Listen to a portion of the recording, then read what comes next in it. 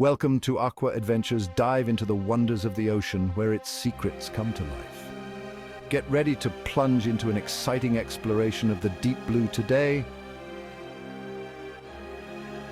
Did you know that over 400 dead zones exist in our oceans today, where marine life struggles to survive?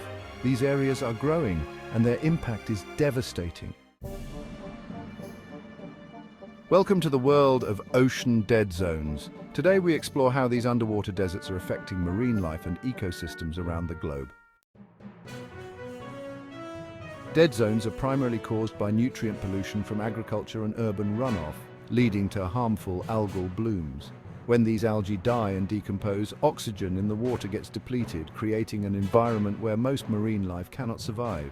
Species such as fish, shrimp, and crabs are especially vulnerable, leading to drastic declines in populations and biodiversity. Marine life reacts in various ways to these dead zones. Fish and invertebrates may flee the area, disrupting food chains and habitats. Some species struggle to adapt to lower oxygen levels, leading to increased mortality rates.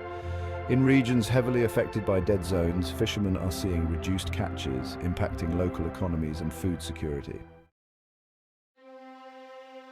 Imagine diving into a once thriving coral reef, only to find it lifeless. The stark contrast between healthy ecosystems and dead zones highlights the urgent need for action. The survival of many marine species depends on our ability to address these issues effectively.